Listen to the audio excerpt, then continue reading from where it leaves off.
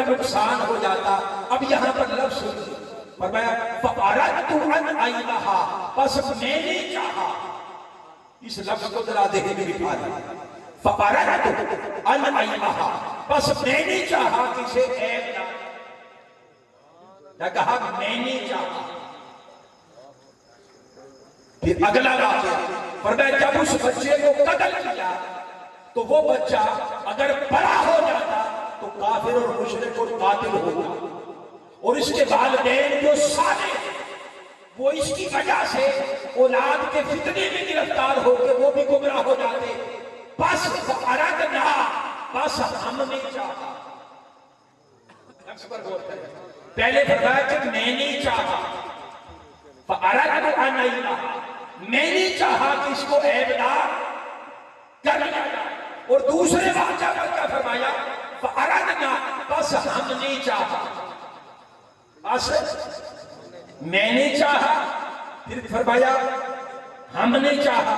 اب جب تیسرا واقعہ ہوا فرمایا یہ جو دیوار تعمیر کی، فرمایا کہ یہ شہر میں رہنے والے 2 یتیم بچوں کا خزانہ اس دیوار کے پیچھے دفن تھا، مدفون تھا. کانا تحتہ کنز لہما، ان کا گھر وہ خزانہ دبا ہوا تھا. فَأَرَادَ رَبُّكَ، آپ کے رب نے چاہا. کتنے واقعات؟ پہلے واقعہ میں کہا کہ میں نے چاہا، دوسرے میں کہا کہ ہم نے چاہا، تیسرے میں کہا کہ اس نے چاہا. میں نے چاہا، ہم نے چاہا، ہم نے چاہا، اس نے چاہا. یہ در حقیقت راہ صدوق کا سفر ہے. جب بندہ صدوق کی اللہ کی منزلوں کی طرف آتا ہے، جب اس کا سفر شروع ہوتا ہے، ہمیشہ انسان کا سفر میں سے شروع ہوتا ہے. انسان کا سفر ہمیشہ میں سے شروع ہوتا ہے، اور میں وہ گندگی ہے، وہ پلیدی ہے جو مولا سے جڑنے نہیں دیتے، جو بندے کو خدا سے فاصل نہیں ہونے دیتے. تو جب ابتدا ہوتی ہے سفر کی تو میں ہوتی ہے، اسی میں کے خلاف اللہ کا ولی لڑتا ہے، میں کا خاتمہ کرتا ہے، اس میں کو کمزور کرتا ہے مجاہدہ کے ذریعے سے، ریاضت کے ذریعے سے. جب وہ میں کمزور ہو جاتی ہے اس میں پھر وہ بھی شامل ہو جاتا ہے، اور وہ میں ہم سے بدلتا ہے. وہ میں ہم سے بدلتا ہے. نعرہ رسالت، نعرہ تحقیق، نعرہ حیدری. وہ میں پھر بولیے ہم سے بدل جاتی ہے. جب ہم ہوا تو کچھ یہ خود ہوا، کچھ وہ، مگر میں ابھی بھی ہے. اور جب بندہ مزید ترقی کرتا ہے لوگوں تو ترقی کرتے کرتے پھر تیسرا درجہ ایسا ہوتا ہے کہ میں ختم ہو جاتی ہے، پھر وہ ہی وہ رہ جاتا ہے. پھر وہ اپنے ذکر نہیں کرتا. تو لوگوں یاد رکھ لو، ہمیشہ سفر میں سے شروع ہوتا ہے اور اس پر ختم ہوتا ہے، اس پر ختم ہوتا. اور ایک اور بات سمجھیے، بڑی مان فروز بات، کہ اللہ کا جو ولی ہوتا ہے، نبی ہو یا اللہ کا ولی، ہمیشہ اس کا مزاج یہ ہوتا ہے. صوفی صاحب آپ کی توجہ چاہوں گا، یہ سمجھ لے کہ آپ کے لیے بڑا گفٹ، بڑا تحفہ. اللہ کا جو ولی ہوتا ہے، اللہ کا دوست، اس کا مزاج یہ ہو جاتا ہے ہر خوبی جہاں پر خوبی ہو اس کو مولا کی طرف منسوب کر دیتا ہے. ہر خوبی کو مولا کی طرف منسوب کرتا ہے اور ہر خامی کو اپنی طرف منسوب کرتا ہے. اللہ کہتے ہیں، قرآن میں کہتا ہے کہ جب میں بیمار ہو جاتا ہوں فَهُوَ يَشْفِي، کو شفا ہو دیتا ہے. بیمار کون کرتا ہے؟ قرآن میں خود اللہ تعالیٰ کہتا کہ میں ہی شفا دیتا ہوں، میں ہی بیمار کرتا ہوں، مرد دیتا. مگر نبی ایسا نہیں کہتا. وہ کہتا ہے جب میں بیمار ہو جاتا ہوں، بیمار کرنا یا کسی کو بیمار کرنا اس میں عیب کی بات ہے، اس میں عیب والی بات ہے. اور عیب والی بات اللہ کا ولی مولا کی طرف منسوب، بھلے وہ خود کہے کہ میں ہی بیماری بھیجتا ہوں، میں ہی شفا دیتا ہوں، مگر اللہ کا ولی جب بولتا ہے کہتا ہے جب میں بیمار ہو جاتا ہوں تو تو شفا دیتا ہے، جب میں بیمار ہو جاتا ہوں تو شفا دیتا ہے۔ اب اس بات کو سمجھیے کہ اللہ کا ولی ہر عیب کو اپنی طرف منسوب کرتا ہے، ہر خوبی کو مولا کی طرف منسوب کرتا ہے۔ پہلے واقعہ پر کہا فَأَرَدْتُ أَنْ أَعِيبَهَا، میں نے چاہا کہ عیب ڈال دوں، چونکہ بات عیب کی ہے تو مولا کا ذکر نہیں کیا، کہ بات عیب کی ہو مولا کا ذکر کرے تو اپنی طرف بات لے گئے کہ میں نے چاہا کہ عیب ڈال کروں، میں نے چاہا کہ عیب ڈال کروں۔ اور دوسرا واقعہ ہوا، بچے کو قتل کیا اور اس کی جگہ اللہ نے نعمت بدل بیٹی کی شکل میں عطا کیا، اور اس کے رحم سے بعض روایات میں 21 اور ایک روایت میں 70 نبی پیدا ہوئے، 70 نبی پیدا ہوئے۔ اب دوسرے واقعہ میں ایک ہے بچے کا قتل ہونا، وہ بظاہر عیب کی بات، اور بہتر نعمت بدل عطا ہونا یہ خوبی ہے۔ اب ایک واقعہ میں عیب بھی ہے خوبی بھی ہے۔ اب یہاں پر کیا کہتے ہیں فَأَرَدْنَا، بس ہم نہیں چاہا،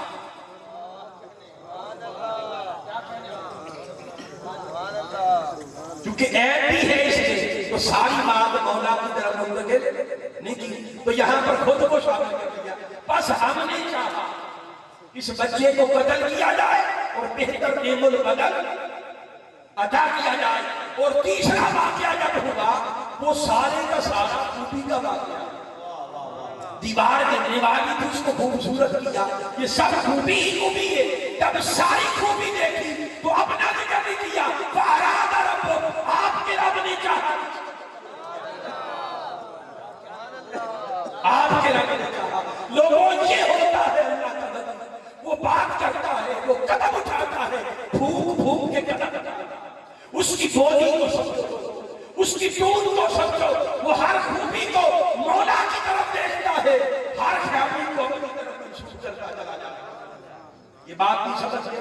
اب ایک اور نکتہ سمجھ، زمانے کی قدر بولی تین ہی ہے نا، جو گزر گیا وہ ماضی ہے، جو ابھی موجود ہے وہ کیا ہے حال، اور جو ابھی آئے گا وہ کیا ہے مستقبل۔ زمانے تین ہوتے ہیں، زمانے تین ہوتے ہیں، واقعات بھی تین ہیں، ایک میں ماضی کی خبر دے رہے ہیں، ایک میں حال کی خبر دے رہے ہیں، اور تیسرے واقعہ میں مستقبل کی خبر دے رہے ہیں، جس سے پتہ یہ چلا جس کو اللہ اپنا ولی بنا لیتا ہے اسے ماضی کی خبر بھی دیتا ہے، حال کی خبر بھی دیتا ہے۔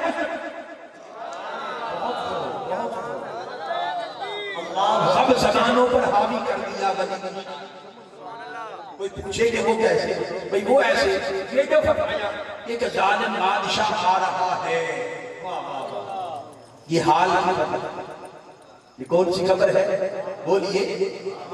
حال کی خبر ہے، یہ حال کی خبر تھی۔ اور جب فرمایا کہ یہ اگر بڑا ہو جاتا تو کافر مشرک بن جاتا بچہ، تو یہ مستقبل کی خبر، مستقبل کی خبر۔ اور پھر تیسرا واقعہ کہ اس دیوار کے نیچے دو یتیم بچوں کا، یتیمین فی المدینہ، جو غلامین یتیمین فی المدینہ، شہر کے اندر رہنے والے دو یتیم بچوں کا خزانہ دبا ہوا تھا، ان کے باپ نے چھپا رکھا تھا۔ یہ ماضی کی خبر ہے، یہ ماضی کی خبر ہے۔ لوگوں، اللہ تعالیٰ جس بندے کو نوازتا ہے اس بندے کے روحانی مقام کے مطابق اس کو ماضی کی خبر بھی دیتا ہے، اس کو حال کی خبر بھی دیتا ہے، اور اس کو مستقبل کی خبر بھی دیتا ہے، اور اس طرح وہ بندہ علم لدنی کا مالک ہو جاتا ہے، علم لدنی کا بولیے مالک ہو جاتا۔ اب یہ جو سارا کچھ آپ نے سنا، ایک رحمت خاص اور دوسرا علم لدنی۔ رحمت خاص کیا ہے؟ وہ جو مردہ زندہ ہو جاتا ہے، اللہ اپنے محبوب ولی پر ایسا کرم فرماتا ہے، اس کی صحبت میں، اس کی بارگاہ میں کوئی غافل آئے تو ذاکر ہو جاتا ہے، کوئی مردہ دل آئے تو زندہ دل ہو جاتا ہے، اس کی بارگاہ میں موت حیات سے بدل جاتا ہے۔ یہ ہے رحمت خدا۔ اور علم لدنی کیا ہے کہ اس کو اللہ تعالیٰ ماضی کی خبر بھی دیتا ہے، حال کی خبر بھی دیتا ہے، اور مستقبل کی خبر بھی دیتا ہے۔ یہ رحمت خاصہ اور یہ علم لدنی امت محمدیہ میں خزانے بھر بھر کے، جھولیاں بھر بھر کے میرے آقا نے حضور غوث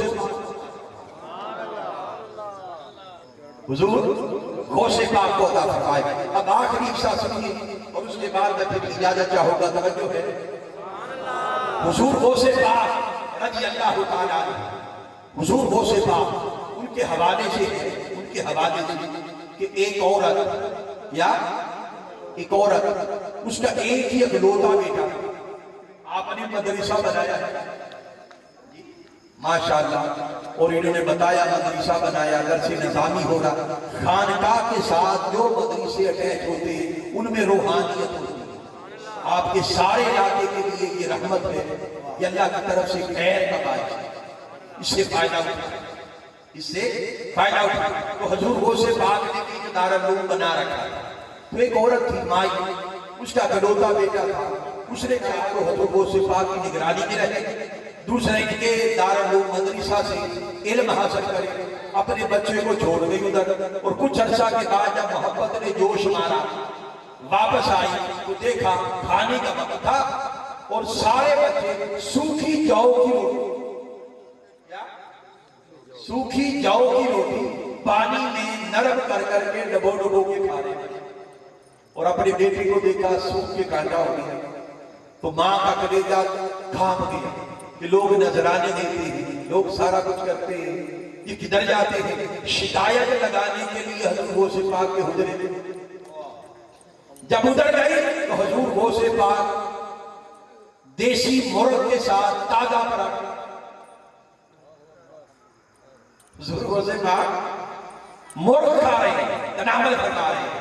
وہ بوڑھی مائی نے جب دیکھا تو اس کی نہیں صحیح کسر بھی پوری ہو گئی، کہنے لگی کہ حضور یہ کیا، بچے کھائیں سوکھی روٹی اور آپ کھائیں دیسی گھی کے ساتھ مرغ کھائیں۔ آپ نے فرمایا کہ ماں جی آپ بیٹھے کھانا کھانے کی تو بات بھی کرتے، آپ کھانا کھاتے گئے، بوٹیاں کھاتے گئے، ہڈیاں ایک سائڈ پہ جمع کرتے گئے۔ جب کھانا کھا لیا وہ جو ہڈیاں تھی ان کو فرمایا کون گیس نکلا، وہ مرغ زندہ و بیدار ہو کے کھڑا ہو گیا۔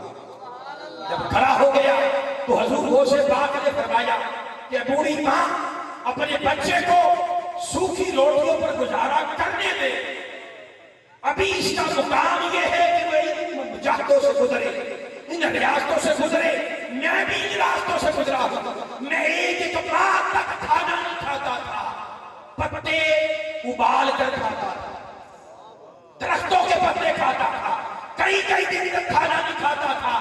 ابھی اس کا مقام یہ ہے جب اللہ تعالیٰ نواز دے گا، یہ کامل ہو جائے گا، پھر اللہ جس مقام پر رکھے یہ راضی رہے گا، پھر اللہ دال کھلائے تو وہ کھائے گا، مرغ کھلائے تو مرغ کھائے گا۔ پھر سائیکل پر بٹھا دے تو پھر وہ سائیکل پر بیٹھے گا، پجاروں پر بٹھائے تو پھر وہ پجاروں پر بیٹھے گا، کٹیا میں سلائے تو کٹیا میں بیٹھے گا، محل کے اندر بٹھا دے تو وہاں پر رہے گا۔ محل میں رہنا یا کٹیا میں رہنا، سائیکل کی سواری کرنا یا پجاروں کی سواری کرنا، یہ معنی ولایت نہیں ہے۔ مولا جس حال میں رکھے ولی اس حال میں رہتا ہے۔ اسی طرح ایک بار آپ خطاب فرما رہے ہیں، حضور غوث پاک خطاب فرما رہے ہیں، اور دوران خطاب ایک بڑا پرندہ مجمع کے اوپر، آپ کا کوئی مجمع 70,000 افراد سے کم نہیں، لاکھ سے بھی زیادہ افراد، کم از کم 70,000 افراد ہوتے، اس میں اولیاء ہوتے، اس میں مشائخ ہوتے، اس میں علماء ہوتے، اس میں محدثین ہوتے، اس میں فقیہ ہوتے، اور پھر اس میں بڑے بڑے علم نحو اور صرف رکھنے والے علماء ہو، سارے جمع ہوتے اور آپ کے خطاب سے ہر کوئی دھولیاں بھر بھر کے لے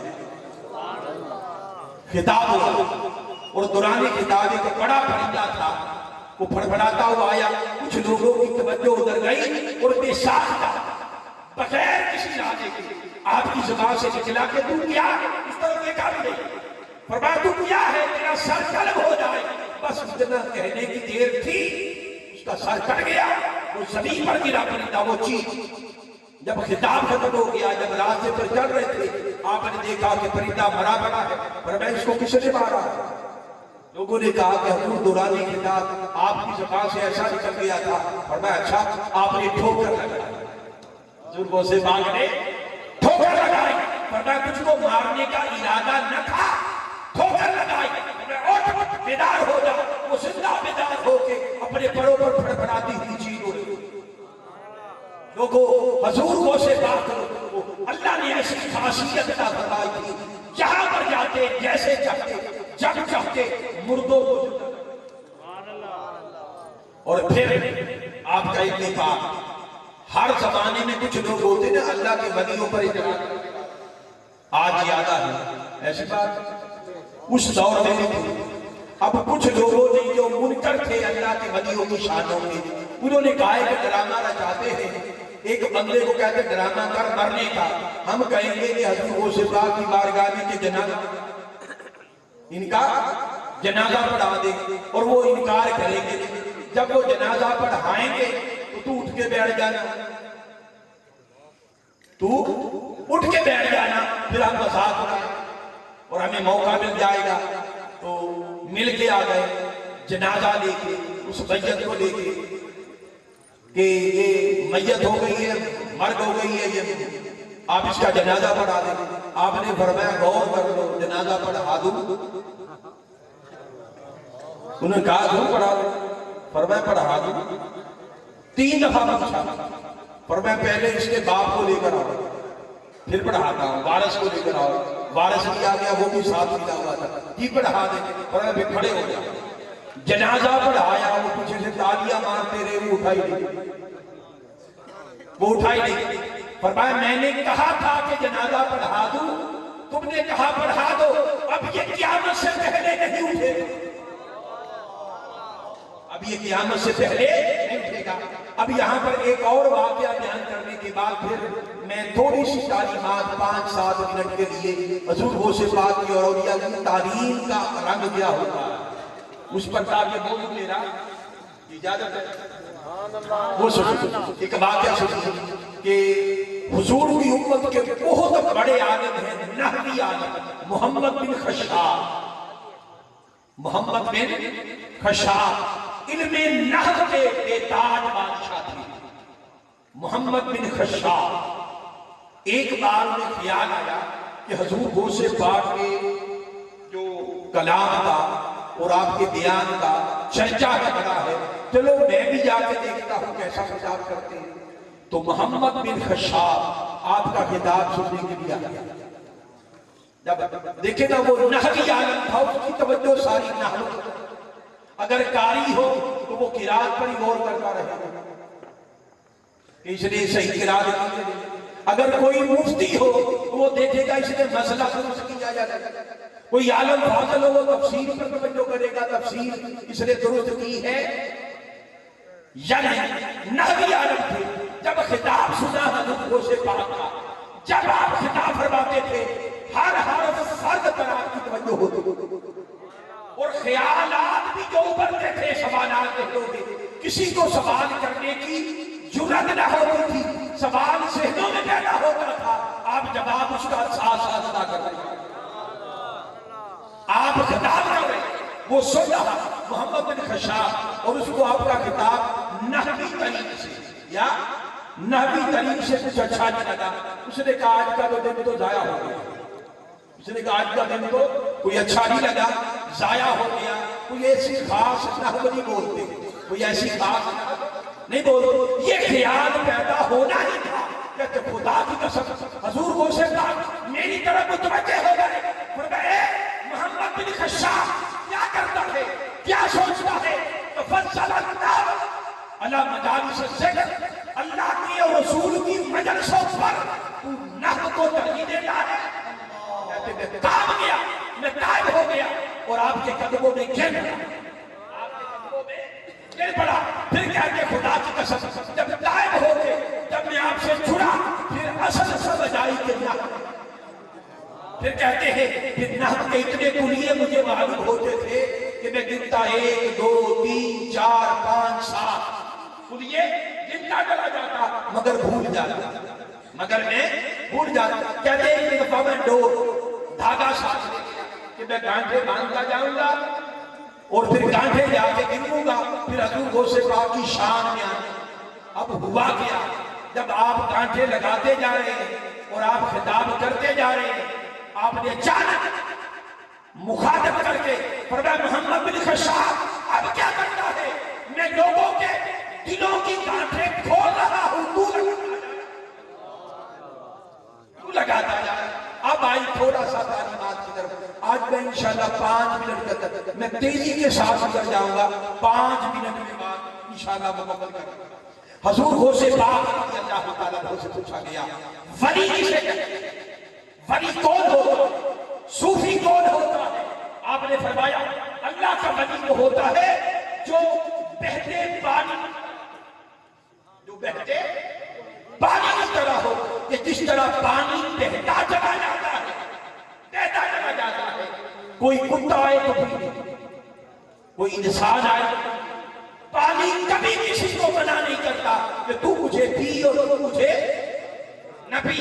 اللہ کا ولی اسی پانی بہتے پانی کی طرح ہوتا ہے، جو آتا ہے اسے سراغ کرتا ہے، نہیں دیکھتا کہ کون آیا، جو بھی آتا ہے اسے سراغ کرتا ہے. اور ایک موقع پر فرمایا اللہ کا ولی مثل الارض ہوتا، وہ زمین کی طرح ہوتا ہے.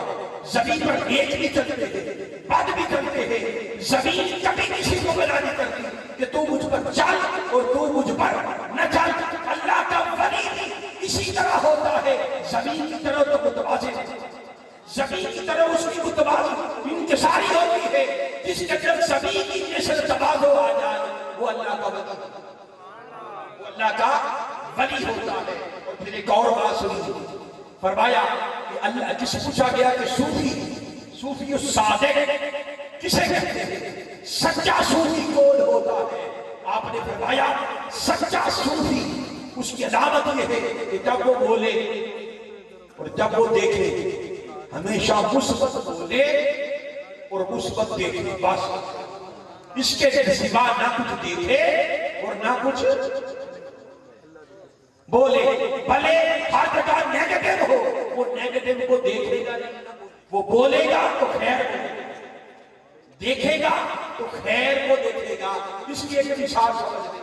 دیکھے گا یہ بوتل نظر آ رہی ہے آپ کو، اگر ادھر تک پانی ہو،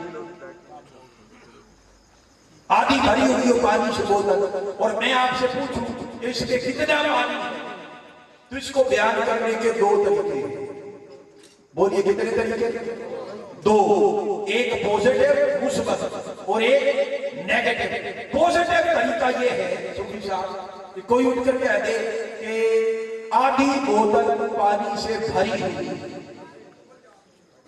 یہ انداز پوزیٹو. اور نیگیٹو انداز کیا کوئی کہے کہ آدھی بوتل خالی. آدھی بوتل جس نے کہا بھری ہوئی ہے اس نے بھی کہا درست کی، اور جس نے کہا کہ آدھی خالی ہے بات اس کی بھی بھلے درست ہے، مگر مزاج میں فرق ہے. ایک کی نگاہ بھرے ہوئے حصے کو تک رہی ہے اور دوسرے کی نگاہوں پر خالی حصے کو تک رہی ہے. وہ جو صوفی ہوتا ہے وہ ہمیشہ بھرے ہوئے حصے کو دیکھتا ہے، خالی حصے کو نہیں دیکھتا. جو بھرے ہوئے حصے کو دیکھے وہ ایمان سے بھرا ہوا ہے، جو خالی کو دیکھے وہ خود ایمان سے بھرا. چلیے لوگوں، صوفی ہمیشہ، اللہ کا ولی ہمیشہ خیر دیکھتا ہے اور خیر بولتا ہے. ہمارے مزاج ہمارے ایمان یاد رکھو، ایمان ہو تو یہ مزاج صوفیانہ ہوگا. یہ صوفی مزاج ایمان کے ذریعے سے ملتا ہے کہ خیر تکتا ہے اور خیر بولتا ہے. آج دیکھ لیں ہمارے اندر کئی मौलवी ऐसे पैदा हो गए जो हर लम्हा जब भी बोलते हैं नेगेटिव, वो खैर की बात, उन्हें खैर कहीं पर नजर ही नहीं आती। देखिए ना, आला हजरत ने रहमत जिनके हम बड़े फॉलोवर हैं, हम मुजद्दिद दीन व मिल्लत शाह अहमद रज़ा खान रहमतुल्लाह तआला आशिक़ साथ आला हजरत ने रहमत वो बयान फरमाते हैं, अगर किसी की कोई बात आपको मिले, अल-मलफूज़ात बयान करते हैं, उस बात में से 99 मानी कुफ्र की तरफ जा रहे हो और एक माना इस्लाम की तरफ जा रहा हो, उसी एक माने को लेकर हुस्न ज़न रखो, फतवा न रखो। या आला हजरत की तालीम अल-मलफूज़ात 100 माने निकल रहे हो एक बात से और 99 कुफ्र की तरफ जा रहे हो और एक भी इस्लाम की तरफ जा रहा हो, तो फरमाया उसी को ले लो, 99 को छोड़ दो और उस पर कुफ्र का फतवा न लगा। हमारा मजाज क्या है, अगर 99 माने खैर के निकले इस्लाम की तरफ जाए और एक माना भी कोई लंगड़ा लूला ऐसा निकल आए कि जो कुफ्र की तरफ जाए, उसी को लेकर छोड़ दो। ये मजाज ईमान का मजाज नहीं है। अब यहां पर बात खत्म करता हूं, यहां पर बात खत्म करता हूं। हजूर वो से बात करवाते हैं कि जब मन के अंदर वो आ जाता है, मन के अंदर वो, तो फिर मैं गैब हो जाती है, फिर मैं गैब होती है। फिर जो नजर आता है, जो बज़ाहिर नजर आता है, वो कहते हैं ये अच्छा है, मैं तो हुई नहीं। जो नजर आता है वो कहता है ये अच्छा है, मैं क्या हूं, मैं तो हुई नहीं, मैं तो हुई नहीं। फरमाते हैं कि जो अल्लाह का वली होता है वो जिसको भी देखता है उसका मज़ाक ये होता है, उसकी इज्जत करता है, वो कहता है ये मुझसे अच्छा है, ये मुझसे अच्छा है। अब सुनिए, इस यहां पर मैं बात खत्म कर रहा हूं। फरमाते हैं कि अल्लाह का जो वली होता है जब किसी छोटे को देखे तो छोटे को खुद से बेहतर जाना। क्यों? वो सोचे इसकी उम्र थोड़ी है, गुनाह भी थोड़ी होगी, मेरी उम्र ज्यादा है, गुनाह भी ज्यादा होंगे, इस बिना पर उसको खुद से अच्छा जाए। और अगर कोई हम उम्र हो तो फिर अपने गुनाहों को ज़हन में रखे कि मेरे ये गुनाह हैं, इसने नहीं किए होंगे, ये मुझसे बेहतर है, ये मुझसे बेहतर है। अगर किसी बड़ी उम्र का शख्स देखे तो ये ख्याल करे कि मेरी उम्र थोड़ी है तो नेकियां भी थोड़ी, इसकी उम्र ज्यादा है तो नेकियां भी ज्यादा होंगी। फिर फरमाया किसी आलिम को देखे, उस पर नुक्ताचीनी न करे, गुमान ये करे कि ये आलिम है, ये आलिम है, तो इसने नेकियां कई जमा कर रखी होगी, मेरे पास इतना इल्म नहीं, ये मुझसे बेहतर है। यहां तक के फरमाया हुजूर गौसे पाक ने फरमाया अगर किसी जाहिल को देखे तो ये ख्याल करे कि ये खताएं करता है जहालत की वजह से, जाहिल जो हुआ इसलिए खताएं कर जाता, जहालत की वजह से शायद अल्लाह इसे माफ कर दे, मुझे तो माफ नहीं करेगा। खुद डरता रहे और उसको भी खुद से अच्छा जाने। यहां तक फरमाया कि लोगों, अल्लाह का वली वो होता है किसी काफिर को भी देखे वो गुमान न करे, वो कहे आज काफिर है, मुमकिन है मरने से पहले कलमा पढ़ ले, इसको कलमा नसीब हो जाए और खुद डरे कि मेरा खात्मा पता नहीं ईमान पर होगा या नहीं, इस बिना पर हुस्न ज़न रखे और उसको भी खुद से बेहतर जाने। इसलिए लोगों, मैसेज ये है, अहलुल्लाह से जुड़ो, दुनिया का हुस्न और ईमान का हुस्न, दीन का हुस्न तसव्वुफ में है, रूहानियत में है, सूफिया कलाम की तालीम में है। जब तक हम सूफिया कलाम की तालीम को नहीं अपनाएंगे, हमारी नमाजें बेहजूर हैं, हमारे हज बेहजूर रहेंगे। अगर चाहते हो हमारी नमाजें हमें अल्लाह की हजूरी अदा कर दे, तो सूफिया से जुड़ो, सूफिया से मुतमस्सिक हो जाओ, उनसे मोहब्बत करो, उनकी इताअत करो, उनके रास्ते पर चलो, उनके रास्ते पर चलो। यही तसव्वुफ कुल दीन है, यही तसव्वुफ کوئی ایمان ہے جس کو صوفیہ کا مزاج نہیں ملا، خدا کی قسم سے ایمان نام ہے صوفیہ کی تعلیمات کا۔ اس لیے صوفیہ سے جڑو، اور یہی پیغام ہے ہمارے قائد حضرت شیخ الاسلام ڈاکٹر محمد طاہر القادری کا۔ یہاں پر بات ختم کرتا ہوں۔ آپ فرماتے کہ میرے بیٹوں جب وہ ہمیں پڑھاتے ہیں، اپنا فیض دیتے ہیں، ساتھ سکھاتے کہ میرے بیٹوں مر جانا، کبھی بھی ولیوں کے آستانے کو نہ چھوڑنا، ولیوں کا دامن نہ چھوڑنا، ولیوں کے دامن سے جب تک جڑے رہو گے خیر ملتی رہے گی۔ ولیوں کے آستانوں سے جدا ہو جاؤ گے تو دنیا کی غفلتیں تمہیں گھیر لے گی۔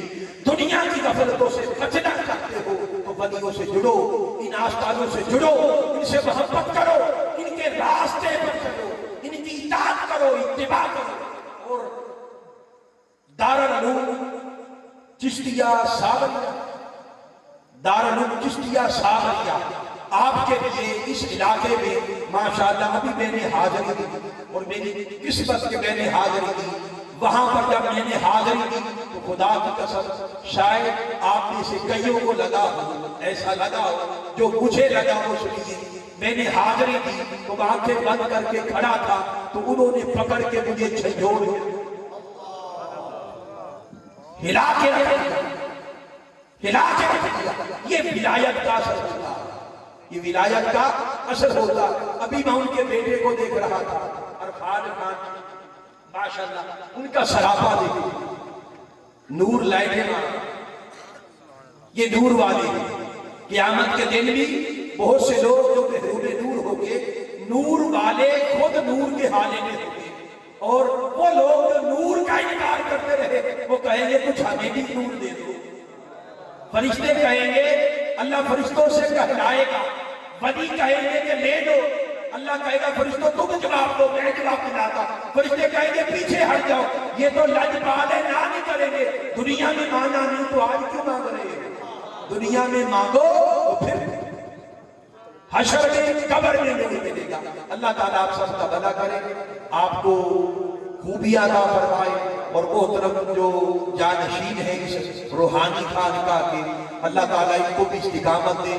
ماشاءاللہ ان کو خلافت عطا کی گئی ہے، اور خلیفہ وہ ہوتا، خلیفہ کہتے ہیں کہ نائب، ان کے راستے پر چلنے کی توفیق عطا فرمائے، استقامت عطا فرمائے، اور آپ کو ان کے ذریعے سے اس روحانی خانقاہ کا فیض نصیب فرمائے۔ وما علینا الا